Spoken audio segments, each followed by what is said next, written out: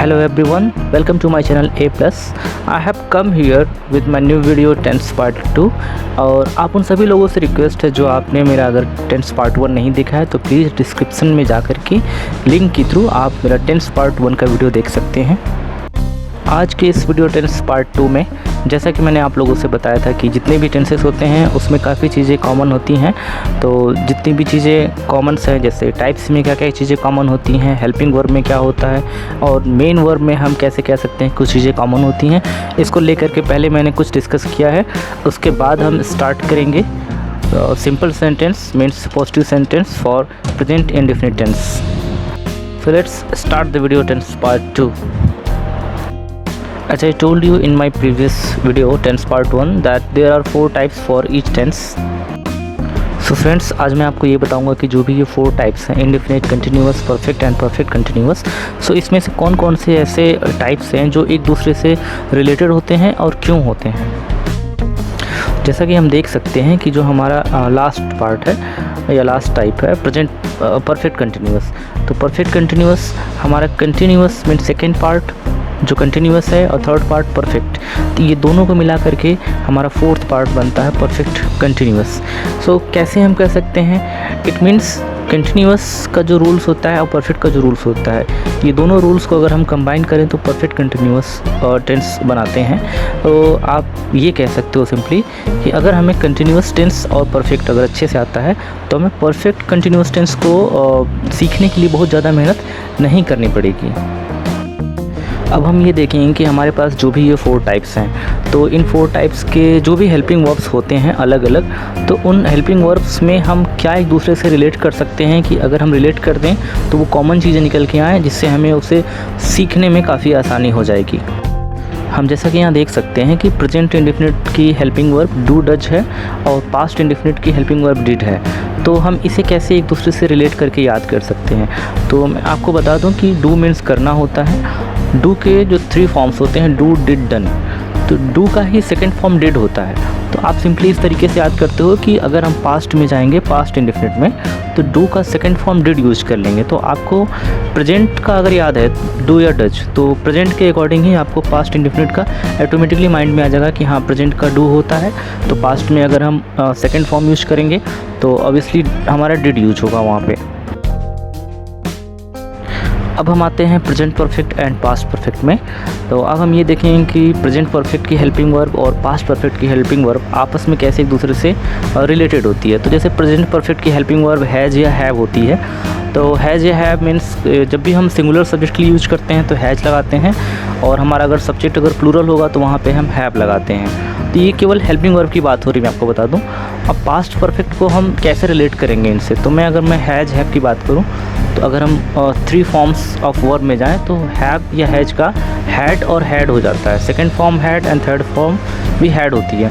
तो यहाँ पे आप जो है पास्ट परफेक्ट की अगर बात करोगे तो वहाँ पे आप सेकंड या थर्ड फॉर्म कोई भी यूज करोगे, लेकिन फर्स्ट फॉर्म आप नहीं यूज करोगे। तो आप ऐसे कह सकते हो कि अगर हम पास्ट में जाते हैं तो हैज और हैव की ही थर्ड फॉर्म यानी कि हैड आप यूज कर लो, तो आपको आसानी से याद हो सकता है कि हाँ पास्ट परफेक्ट अगर टेंस है तो वहाँ पे हमारे जो हेल्पिंग वर्ब होगी हैड होगी। हैड से क्या होता है आपको कि हैड जो है सबके साथ लगेगा, सिंगुलर सब्जेक्ट हो या प्लूरल सब्जेक्ट हो, आपको सबके साथ हैड ही लगाना है। आइए अब देखते हैं present perfect continuous and past perfect continuous. तो जैसा कि मैंने अभी आपको बताया थोड़ी देर पहले कि परफेक्ट और कंटिन्यूअस दोनों में से कुछ ना कुछ पार्ट हम यूज करके परफेक्ट कंटिन्यूअस टेंस बनाते हैं। तो यहाँ पे अगर हम प्रेजेंट परफेक्ट कंटिन्यूअस की बात करें तो हैज, हैव प्लस बीन, और पास्ट परफेक्ट कंटिन्यूअस की बात करें तो हैड और प्लस बीन यूज किया गया है। तो आप ये देखो, तो आप थोड़ा सा ऊपर जाओ तो आप ये देखो कि प्रेजेंट परफेक्ट की हेल्पिंग वर्ब हैज, हैव है, तो प्रेजेंट परफेक्ट की हेल्पिंग वर्ब उठा करके यहाँ पे हमने प्रेजेंट परफेक्ट कंटिन्यूअस के लिए यूज कर लिया है पहले, उसके बाद बीन लगाया है। और अगर आप पास्ट परफेक्ट की आप बात करो तो पास्ट परफेक्ट की हेल्पिंग वर्ब हैड है, इसको भी हमने यूज कर लिया है पास्ट परफेक्ट कंटिन्यूअस टेंस में, हैड लगाने के बाद फिर बीन लगा दिया है। तो इस तरीके से हमने परफेक्ट जो है परफेक्ट, प्रेजेंट परफेक्ट और पास्ट परफेक्ट दोनों को हमने परफेक्ट कंटिन्यूअस के लिए यूज कर लिया है। अब आप ये पूछ सकते हैं कि कंटिन्यूअस का पोर्शन हम कैसे यूज करते हैं, तो मैं आपको बता दूं कि कंटिन्यूअस का पोर्शन हमारा जो आईएनजी होता है वो हम यूज कर लेते हैं, लेकिन जब वो मेन वर्ब में भी बात करेंगे तो वहाँ पे पता चलेगा कि कंटिन्यूअस के लिए कंटिन्यूअस का जो आईएनजी पोर्शन होता है वो हम यूज कर लेते हैं इन चीज़ों के लिए। तो यहाँ पे पहले हम ये रिलेशन देख लेते हैं कैसे एक दूसरे से ये रिलेटेड हैं। तो जैसे आप बात करो प्रेजेंट परफेक्ट कंटिन्यूअस, तो प्रेजेंट परफेक्ट कंटिन्यूअस में हैज है प्लस बीन, और पास्ट परफेक्ट कंटिन्यूअस में हैड प्लस बीन। ये बिल्कुल सिंपल ही है। इसके पहले आपने देखा कि present perfect past perfect same चीज़ यहाँ भी है, बस हमको क्या करना है, बीन लगा देना है ये इनकी हेल्पिंग वर्ब बनाने के लिए। ऐसे ही हेल्पिंग वर्ब में और भी कुछ कॉमन चीज़ें होती हैं, तो आइए उसको भी देख लेते हैं। अब हम बात करेंगे present perfect continuous, past perfect continuous और फ्यूचर परफेक्ट कंटिन्यूअस की। तो यहाँ पे मैं आपको जैसे कि लास्ट टाइम बता दूँ कि तीनों में कॉमन ये है कि आपका जो भी हेल्पिंग वर्ब यूज होता है, जैसे प्रेजेंट परफेक्ट के लिए हैज है, पास्ट परफेक्ट कंटिन्यूअस के लिए हैड, फ्यूचर परफेक्ट कंटिन्यूअस के लिए विल, शैल प्लस हैव, तो इन तीनों में लास्ट में हम तीनों में बीन जरूर लगाते हैं। ये हेल्पिंग वर्ब में ही आ जाता है, ठीक है। तो हमारी ये चीज़ें यहाँ से हमें ये कॉमन मिल सकता है। ये कॉमन इसलिए हम ढूंढ रहे हैं कि हमें आसानी से कुछ चीज़ें याद हो सके, हमें बार बार ये देखना पड़े कि हाँ प्रेजेंट परफेक्ट के लिए हमें क्या हेल्पिंग वर्ब यूज करनी है। तो ऐसे करके अगर हम याद करेंगे कुछ कॉमन रख के अपने माइंड्स में, तो हमें आसानी से याद हो जाएगा। तो हेल्पिंग वर्ब में कॉमन चीज़ें देखने के बाद अब हम बात करेंगे कि जो भी हम टेंस में मेन वर्ब यूज करते हैं, तो इन अलग अलग मेन वर्ब जो भी यूज होता है, तो इसमें आपस में कॉमन क्या होता है, या एक टेंस का जो है वो मेन वर्ब है और दूसरे टेंस का मेन वर्ब है, इन दोनों में आपस में क्या ऐसा रिलेटेड कुछ चीज़ें हैं कि जिसे हम आसानी से याद कर सकते हैं, कॉमन करके आसानी से याद कर सकते हैं, ठीक है। लेकिन उससे पहले हमें ये जानना ज़रूरी है कि जो हम वर्ब यूज करते हैं टेंस में, तो उसमें टेंस में जब यूज करते हैं वर्ब, तो वर्ब के कितने फॉर्म यूज किए जाते हैं। तो जैसे आपको बता दूं मैं कि जब भी यूज करते हैं तो एक first form, second form, third form, और एक फॉर्म आप उसको बोल सकते हैं फोर्थ फॉर्म, या उसको आप आईएनजी फॉर्म बोलिए, मेन आईएनजी फॉर्म भी बोल सकते हैं। तो यहाँ पे कुछ एग्जांपल्स है आपके लिए। जैसे मैंने वर्ब के नीचे लिस्ट में लिखा है ईट, ड्रिंक, राइट, टीच। तो आई होप आपको मीनिंग्स तो आती होगी, बहुत सिंपल वर्ड्स मैंने यूज किए हैं। तो अगर हम फर्स्ट फॉर्म की बात करें तो ईट, लेकिन अगर सेकेंड फॉर्म इसका ate and third form eaten हो जाता है। और आईएनजी की बात करें तो अगर हम इसमें आईएनजी लगा देंगे तो ईटिंग हो जाएगा। ऐसे ही drink, drank, drunk, drinking, write, wrote, written, writing, teach, taught, taught, teaching.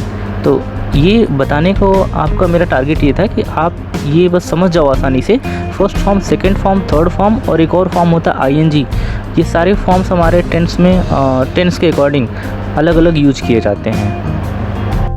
तो आपको थोड़ी सी मेहनत ये कर लेनी है कि जो बेसिक वर्ब, या आप कह सकते हैं जो डेली यूज के जो एक्शन होते हैं, आप उनको याद कर लीजिए, और जो उनके फॉर्म होते हैं। आईएनजी तो सिंपल है, आप किसी में भी आईएनजी लगाओगे, आप सब में आईएनजी लगेगा।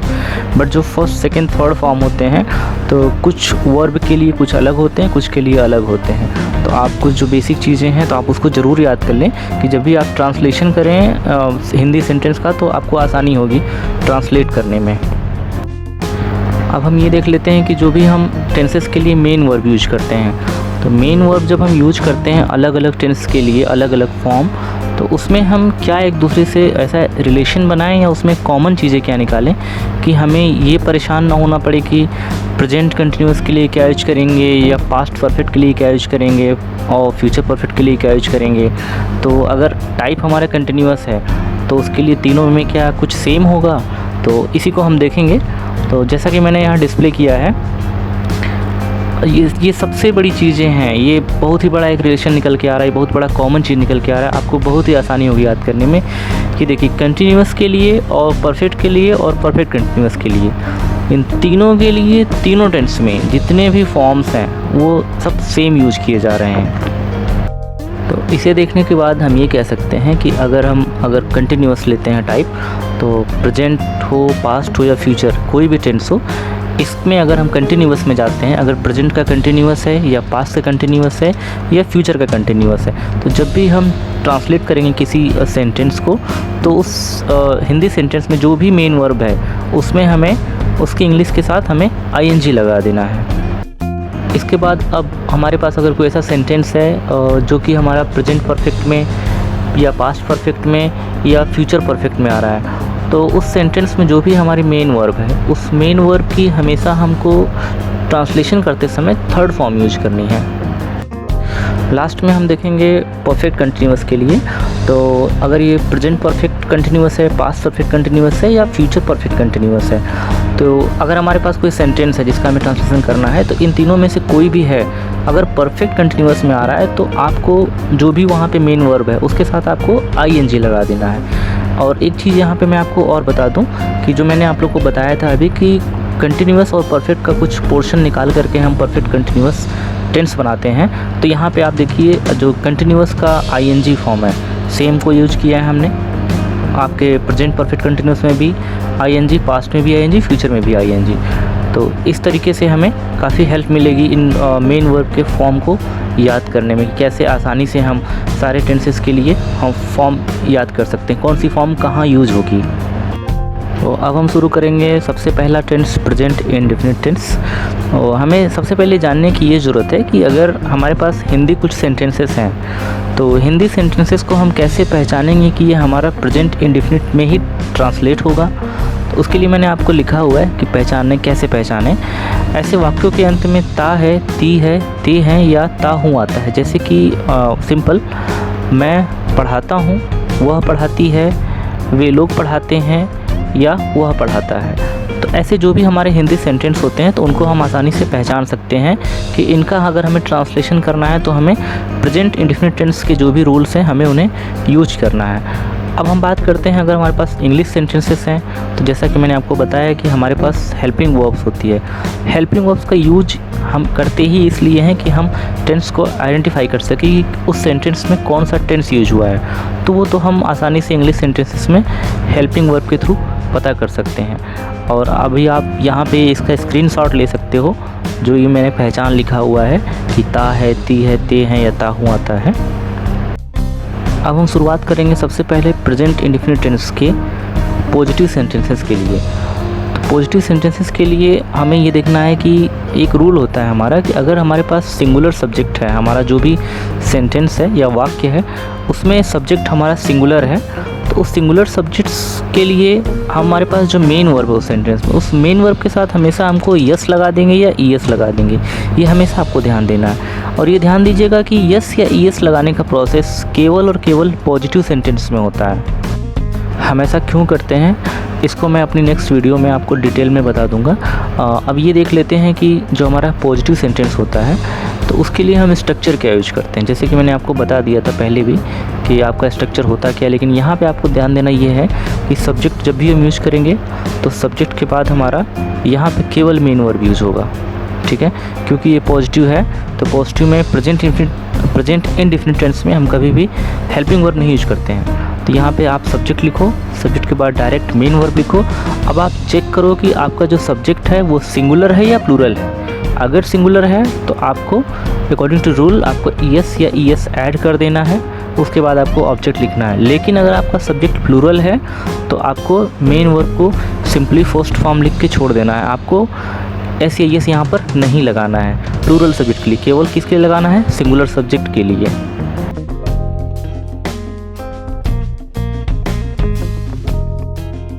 आप लोगों में से ज़्यादातर लोगों को सिंगुलर सब्जेक्ट और प्लूरल सब्जेक्ट के बारे में पता होगा, बट फिर भी एक बार हम यहाँ देख लेते हैं कि सिंगुलर सब्जेक्ट में हमारे ही, शी, इट, नेम आते हैं।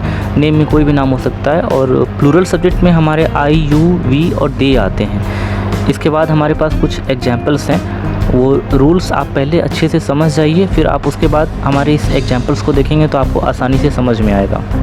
आप इस वीडियो को यहाँ पर रोक करके आप रूल्स में जा कर के रूल्स को पहले अच्छे से आप समझ लीजिए।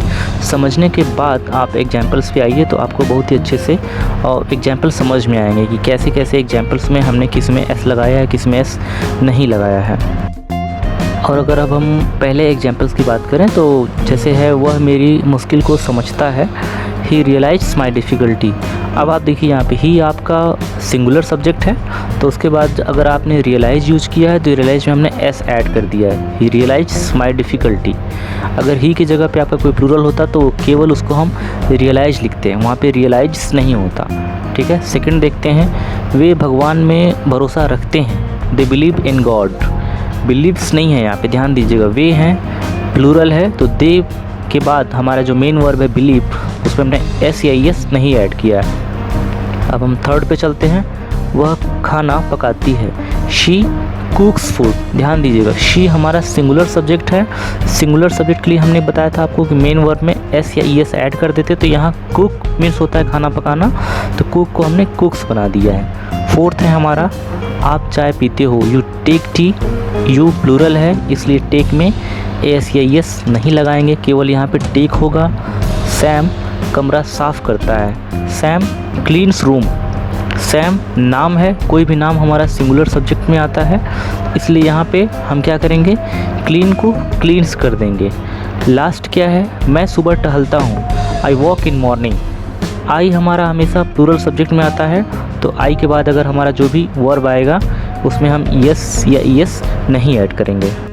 एग्जाम्पल्स के बाद भी अगर हमें कुछ डाउट होता है तो आप एक काम कर सकते हैं, आप इस वीडियो को 1, 2 या 3 बार देख सकते हैं, जो भी आपके डाउट्स हैं वो क्लियर हो जाएंगे। सो फ्रेंड्स, आज की इस वीडियो को हम यहीं पे ख़त्म करते हैं and please wait for my next video tense part 3।